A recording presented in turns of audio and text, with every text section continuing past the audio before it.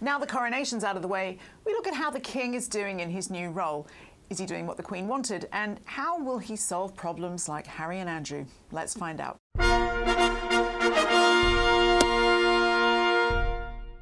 Hello and welcome to a special episode of Palace Confidential. This week I'm joined by Richard Kay, who is the Daily Mail's editor-at-large and a veteran royal correspondent who's broken some of the very biggest royal stories during his time at the paper. An absolute legend. Given Richard's knowledge and experience, we thought it would be interesting to have a look at how the King is doing in his new role. Welcome, Richard. Thanks for joining us today. Thank you. And now, for years, Charles has had to put up with these claims that he's sort of temperamentally unsuited to the role of king. Do you think he started to prove doubters wrong on that score? Well, we're in the early stages of this reign. Let's make no mistake here. He's only had 6 months or so. It's a very specific period. It's called transition. That we're sort of bridging the last reign of his mother's and we're going into his. And he really has so far not put a step wrong. He has been saddled with these unfortunate suggestions that he never really wanted to be king. Well, of course, that's nonsense. He always wanted to be king. The problem he's had is adjusting and waiting. And time has been his greatest enemy. Now he's got the job, he's got the crown, the coronation's out of the way. It'll be very interesting to see how he powers forward. Yes, and I mean, certainly just sitting on the sidelines watching it all, it seems like his schedule has been relentless. What have you made of the image that he and Queen Camilla are trying to shape? Well, I think what they're trying to project is an image of stability for one, continuity for another, and in particular for Charles, I think he's seeking out a role as, if not the father of the nation, then maybe the grandfather of the nation. I mean, he's come to the role at a great age. I mean, he's into his mid-70s. His mother was 26 when she became queen. So the gulf there is very wide. He knows he hasn't got a lot of time on his hands. If anything, I mean, his legacy is probably going to be his years as Prince of Wales. So as king, he's approaching it in an entirely different way. He's not being outspoken. We never expected him to. He's involved and as interested by issues and problems as he ever was, but he's not got the liberty now to speak out in the way he once did. Well, he has, on and off over the years, been vocal about wanting a slimmed-down monarchy. Obviously, inevitably now, we have fewer royals no longer serving in that capacity. And so do you think that there's a danger for him that it's actually slimmer than he ever anticipated? I think the danger is absolutely right. I think things have slimmed down so much quicker and faster and beyond any reasonable expectation. He's lost, not only has he lost his son, Harry, but he's effectively lost Prince Andrew too, much as Andrew would like to come back and lend a hand. Now, he's apparently about to take a well-earned break in Romania, and I was surprised to hear Romania. I can't be the only one. Is there a connection there? There is. He's got property there. I mean, he's got property everywhere, of course. Apparently that's a good investment. I believe it is, but there's something about Romania which really clicked with him. I remember going on the tour when he first went there, and he absolutely fell in love with the countryside. And it's interesting, where he's found this property and where he goes back to year after year is in Transylvania. And we all know what Transylvania is associated with. And he has this little running gag he likes to talk about in which he says, "I've got a stake in Romania, ha ha ha." Oh my goodness. But it is interesting. He leads an extremely simple life. Camilla doesn't go with him. There aren't too many hot and cold running facilities. Of course, there's piped water and all the rest of it. But Charles is a man who likes his creature comforts, but it is basic living. It sounds like it's his little Bear Grylls moment, by the way you're describing it there. Is he off is sort of like doing some sort of wilderness challenge? I think he might be doing some scything, stripped to the waist, a la Poldark. What an image! But, well, the Queen, though, never really took foreign holidays. She didn't. I mean, the Queen only ever holidayed at home, except on one or two, I think two private occasions. She went to the US, she went to Kentucky to look at racehorses. But they were extraordinarily rare trips. I mean, I think for her, it was so complicated being head of state to travel, but Charles has been doing it for years. I mean, it's not just Romania, he's been to Tuscany, to go on painting holidays, Turkey too. Spain, of course, famously, he had those bucket and spades holidays with William and Harry and Diana when they were young. And then, of course, there are his skiing trips. So he has made a point of being a prince who travels, and I think he's going to be a king who travels for his holidays. Yes, and speaking of the Queen, we have already seen that Charles hasn't felt, rigidly wedded to respecting all of her wishes. We've got Camilla's not the Queen Consort, she's the Queen, and there was that seeming reluctance to give Prince Edward the Duke of Edinburgh title. What's your view? Well, I think the one thing is when you become the monarch, then everything is down to you. Yes, you can honour your parents' or your mother's wishes as far as you can, but, it's up to you to make these decisions. I think the Edward situation is fascinating. Edward had been sort of promised his father's title back in 1999 when he married. But there was a sort of reluctance by Charles to pass it on. He, of course, inherited Philip's titles when his father died. And he took the view that the Edinburgh title itself was a very royal title and it should go to someone very close to the royal family. So, which is why Edward has only got it for one generation. Edward will not be passing it on to his son. It will revert back to Charles to choose who to give it to, and the smart money is on Charlotte, that she will become Duchess of Edinburgh in due course.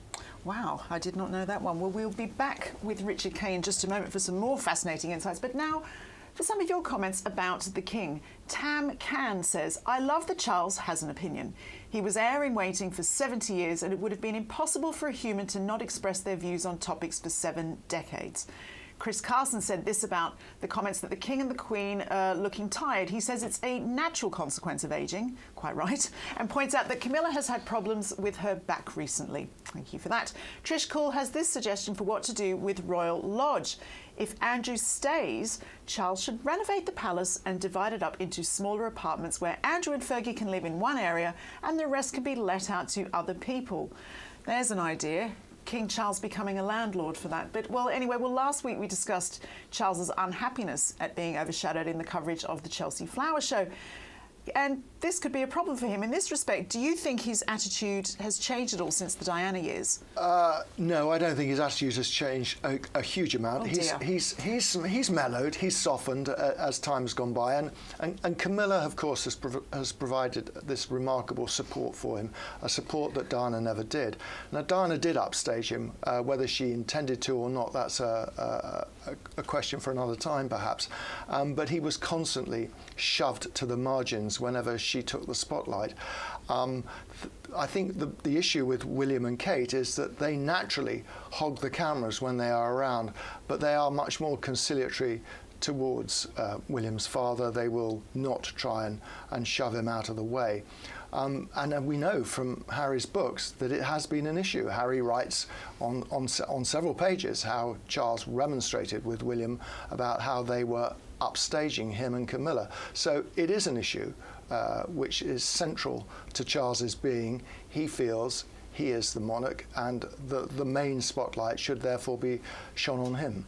Well, it's interesting, isn't it, that even all of these years on, Diana's name still does sometimes cast a long shadow, and it was recently invoked in the coverage of Harry and Meghan's so-called near catastrophic paparazzi car chase. I think a lot of people would have had their hearts in their mouths when that statement emerged from New York and the talk of a near catastrophic car chase, because instantly switches us back to 1997 and the tragedy of Diana's death. Nobody wants that. The paparazzi don't want it, and the royals certainly don't, and none of us do. And there really has to be some meaningful way where the couple, and I'm talking here about Harry and Meghan, are able to go about their lives without generating the kind of frenzy that at times apparently took hold last week in New York. Quite how accurate the detail is, we're still not entirely sure. There is definitely one of those recollections may vary issues surrounding some of the facts. Now, speaking of Harry, this problem never goes away, does it? You wrote last year that the relations between Charles and his son would be at the top of the King's to-do list to try and repair, but if anything, things look way worse than they did a year ago. I think things have infinitely worse. I mean, in the last few months, Harry has not just said about his brother and sister-in-law, but he's also said about Camilla, and that is a no-go for Charles. I mean, he would have been deeply upset that his beloved son could attack his beloved wife. Harry, after all, had been one of the most welcoming figures when Camilla had been gently introduced into the royal circle all those years ago. And now he's sort of turned on her. And I think this is a real issue for Charles. If anything, what he seems to be doing is adopting the strategy of his late mother, which is to do nothing and let time be the healer. I think he's convinced that over time things will resolve themselves. He'll be very reluctant to force an issue. He'll be reluctant to take their titles away. He'll be reluctant to issue sort of public, admonishments towards Harry. So I fear that what this means in the short term, there'll be more bad news for him down the line. But then it seems that this approach, it doesn't really seem to be working with Andrew either, even though it's in play. We've got this really amazing standoff between the brothers over Royal Lodge, haven't we? Andrew is much more beholden to his older brother because he's got no money, and Charles holds all the purse strings. The fact is, Andrew can't really afford the upkeep on Royal Lodge. It's a huge pile. It's where the Queen Mother lived, of course, before Andrew inherited it. And the King now feels that it's too big for Andrew, even though he does live there separately from his estranged wife, Fergie. He feels that the property should go to William and Kate, and at some stage I'm sure that will be the case. But he's also aware that as much as the public don't have a great deal of time for Andrew, they do feel that it looks rather, I don't know, no, it's not very fraternal if his brother starts forcing the issue and forces him to move out.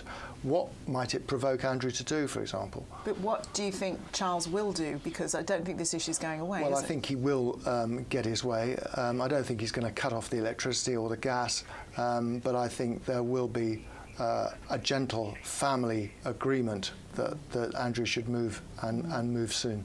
Do you think that at some point the King will really have to bite the bullet, so to speak, and become more direct in his approach? This standoffishness, it can't really go on, can it? I don't know, but Charles doesn't like confrontation. He never has liked confrontation. He had a terrible time when he had to confront Diana over issues throughout their separation about access to the boys. He doesn't want to have to go through that sort of situation with either Harry or with Andrew. If he can find a way to ameliorate the situation, then I'm sure he will. I suspect that Princess Anne is going to play a key role here. She is clearly someone he's going to lean on a lot during these early years of the reign, and she has a very good relationship with Andrew, and I suspect she might be the go-between. And what do you make of the comments that Anne then made about the slimmed-down monarchy? Well, she was speaking common sense, like she always does. No, you just don't mess with her, do you? I've said it before. Yeah. I mean, it's going to be slimmed down by natural wastage. You know, God himself will take a hand in a slimmed-down monarchy. But I think the point people are missing is that the monarchy will just do less. It'll do more. It'll do things better in a more nuanced and concentrated way than simply trying to cover scores and scores of patronages and charities that it did in the past under the Queen, when there were countless members of the family to share them around.